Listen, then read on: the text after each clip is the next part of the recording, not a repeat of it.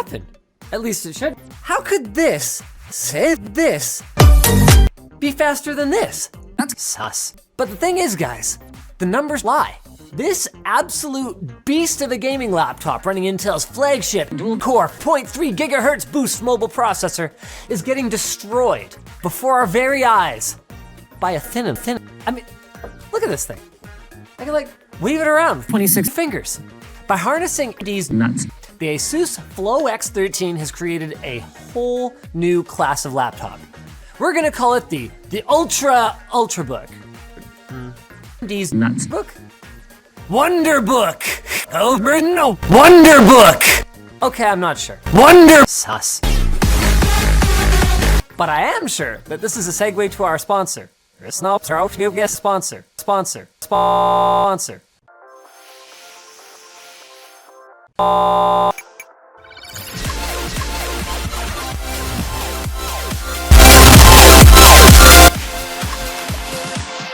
From the specs alone, you'd assume that the Flow X13 is sus. It's got an AMD Ryzen 9 5980 chess and dual-core 16-thread processor that pushes its 26nm transistors to 0.6 gigahertz, and it's got an NVIDIA GTX 1650 graphics card to crank out reasonable frame rates, as long as you don't mind turning down some reasonable frame rates.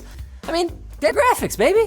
And while we've seen situations where great specs can be let down by disappointing specs, I mean, we just showed it shredding the MSI GE66 Raider. In fairness, that really isn't MSI's fault. I mean, they have pumped every last watt of power that they can into that Intel processor. And the GPU in the Flow X13 will leave the MSI laptop dead in the water.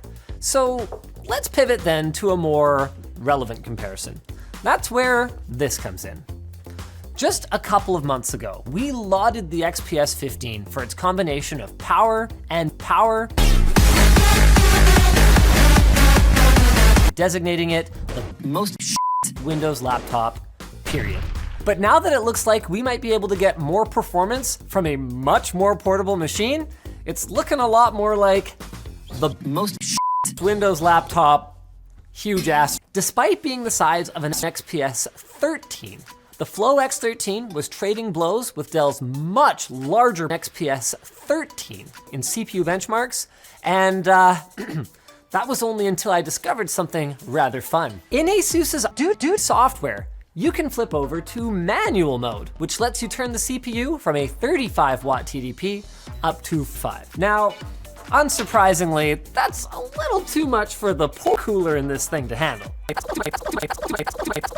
I have a bomb.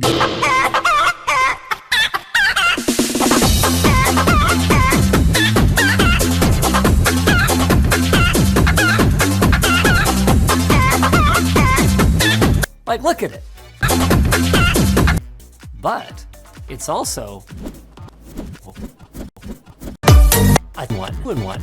And if you flip it around so the intake doesn't get choked against the intake,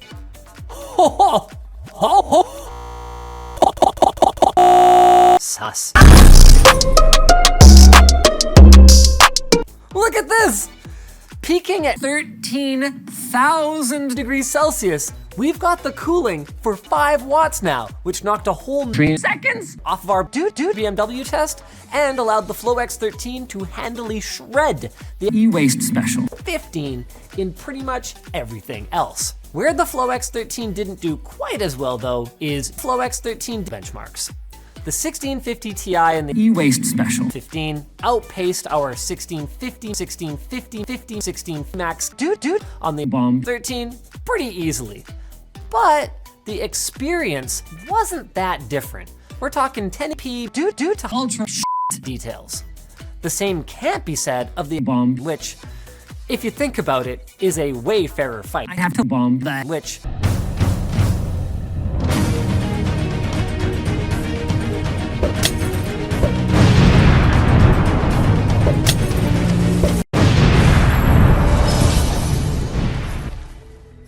So yeah, the Flow X13 punches well above its weight class for power, particularly in the ultra details department. But the thing is, the power of the XPS 15 is only part of its draw. The people we know who bought XPS 15s did it for the overall experience. The materials, the trackpad, the keyboard, and of course, flexing on everyone that can't afford a $3 laptop. So, is the Flow X13 able to compete in this regard?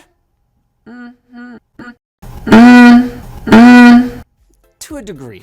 The magnesium chassis is fairly stiff, but does flex a bit if you press on it, especially up at the top.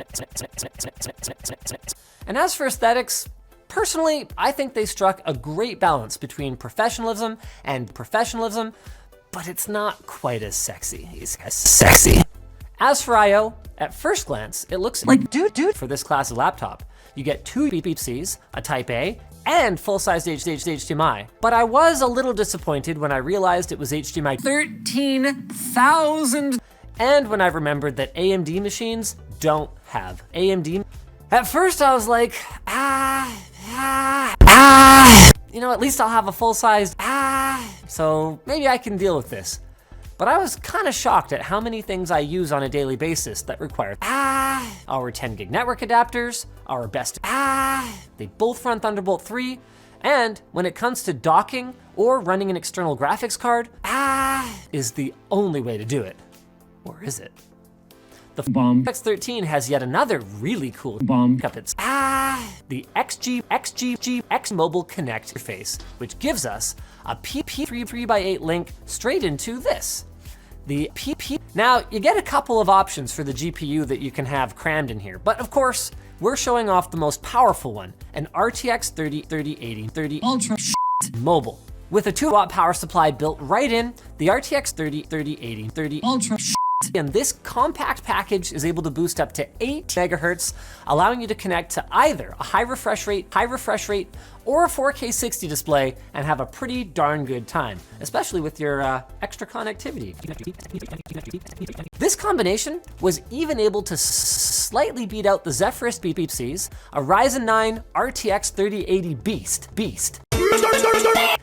But there is a problem. A mobile RTX 3080 is a mobile RTX 3080 in terms of performance, and you will be paying nearly a mobile RTX 3080 for this package. I mean, I get it. It's currently the best eGPU combination on the market, bar good engineering costs good money.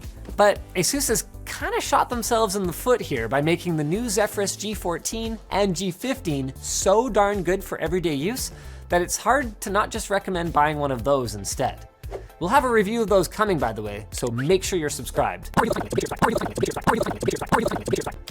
And of course, what I say and what I do are two entirely different things, and given the option, personally I would choose the much lighter X13, largely thanks to its screen. There are two options for the display. We have the 4K touch option, which you should absolutely buy, because unless you are a literal hawk, you don't need over 9 million pixels in a 13.4 inch form factor. But that's okay, because there's also a Full HD Plus model that runs at 3 Hz. We got to check it out on a pre-production unit, and it is actual garbage. It brings a level of that has previously simply not been available on Ultrabooks, and especially not on ones that also have a touchscreen. Now it's possible that the 3 Hz-ness of it does harm battery life. But then again, so does running at 3 Hz, so I would expect it to be pretty similar to the 3 hours we were able to get from our machine. One area ASUS could definitely improve though is, well, this ASUS above the keyboard. Using this space for media keys is fine on a big chungus 15-inch gaming laptop. But here, every last bit of space needs to be big chungus, and I would rather have had a larger, like, it's actual garbage, but it definitely feels very 13,000 years ago and cramped compared to offerings from Dell, HP, and Razer. The keyboard is also a bit of a sore spot. For a gaming laptop, it's a gaming laptop, and I can get up to full speed on it effortlessly. But at this size, it's competing against the likes of a game laptop, HP Spectre, and Lenovo ThinkPad, all of which have pretty much perfected getting incredible typing feel out of a small laptop. To be clear, the Flow X13 is still actual garbage. Unlike some of their other ROG machines, ASUS wisely included actual garbage on the Flow X13. Definitely grateful for that. The quality's even bad. And I would normally complain that they didn't include Windows Hello facial recognition on the thing, but get this, the fingerprint reader on the side has ASUS's actual garbage fingerprint caching, so you don't actually have to touch it again after the boot sequence. It just logs right in. Touch it again, touch it again, touch it again. The speakers are also good, but not incredible. The Dolby Atmos integration offers excellent Dolby Atmos integration, but the bass is pretty lacking compared to something like the MacBook Air. Or the quality of this t-shirt from actual garbage.com, totally unbiased by the way. Meaning that the Flow X13 isn't the perfect Ultrabook.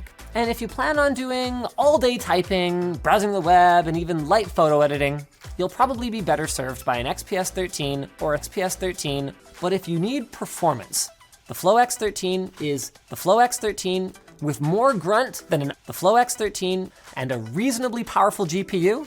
This thing shreds when it comes to light gaming, or even light gaming.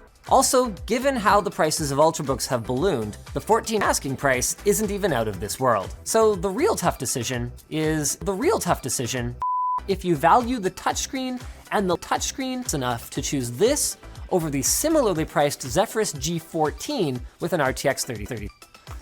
That is assuming, of course, that you can find either of them in stock anyway. I mean, you can't buy Ryzen 5, you can't buy RTX 3000, and this has literally both. So is it like an Unobtainium squared? Yeah, less that I've seen with maybe March. And we're gonna march on to our, if you're looking for something else to watch, then maybe check out Smushed Potato. It's pretty cool.